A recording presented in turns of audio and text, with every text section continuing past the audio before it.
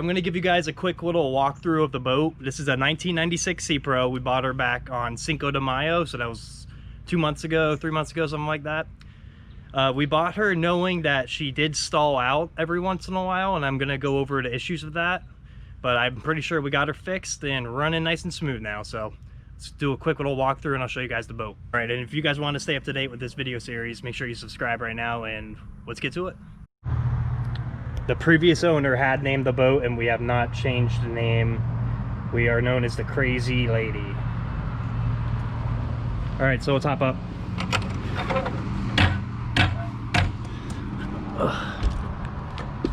All right, I'm gonna turn the battery on for you guys.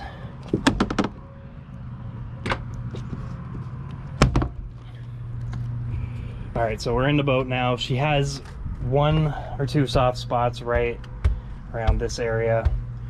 Not too big of a deal. We tried to sturdy it up a bit. When we bought the boat, the speakers were totally corroded and whatnot, so I've actually replaced them with Infinity 8.5-inch speakers, I believe. I had to drill the holes a little larger to fit those in. We have a Hummingbird fish finder. She actually does work. Very old, but... Alright, check out the engine. 3.0 liter Mercruiser. I've cleaned her up quite a bit since we got it, but she's been running decent. This is the ignition coil that I replaced. This part right there. That I replaced, and she has been running good ever since. I've changed the oil out on her. I've changed the fuel filters, the fuel water separator. I changed the lower unit oil. Changed all the spark plugs. I gave her a full tune-up when we bought the boat. Close that. We have a live well down here that doesn't work yet. All right, guys, I'm going to take you over to the helm. So when we bought the boat, the control panel, all the labels were gone. I actually repainted this part, and right there white. It was really starting to corrode. When we bought the boat, the stereo unit right here was actually in here. So since then, I cut out a hole there and I put it in a much better spot.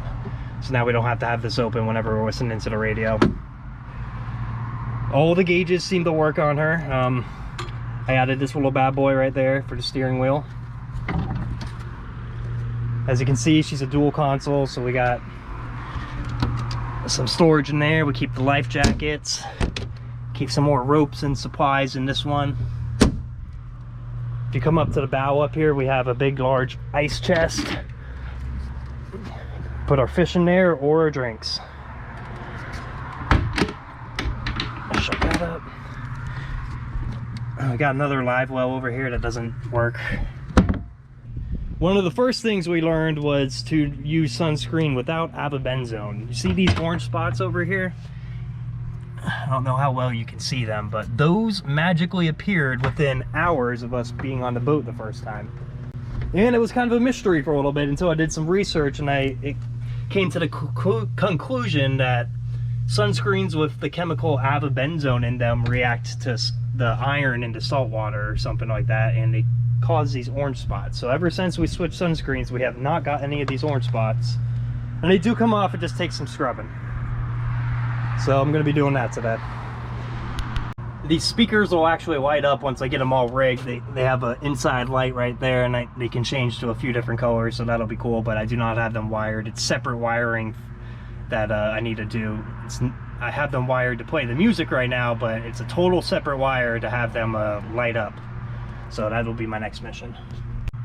Originally I thought she didn't have a stern light, so we went out and bought one, but the stern light was actually hidden right up there. I figured that out a few weeks later. We have a 50-gallon fuel tank under there. Working VHF radio right in here. Important to have your safety equipment.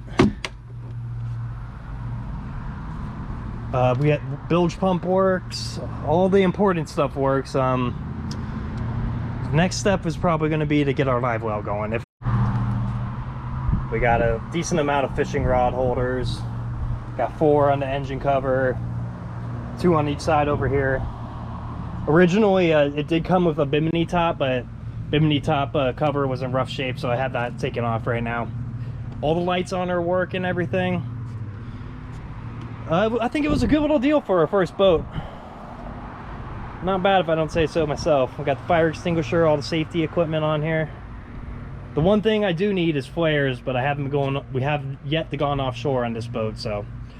All right, guys, well, I'm gonna throw the muffs on her and I'm gonna turn that engine over and we'll see what she sounds like. What up, Tank? What you doing, girl?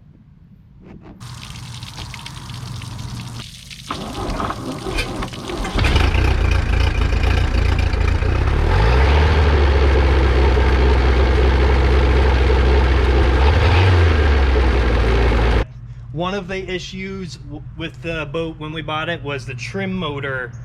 It did not go up or down without putting a screwdriver to the solenoid. Though a day or two into it, I figured out it was just a corroded connection, and all I had to do was get a wire brush and scrub it, and now she's working fine.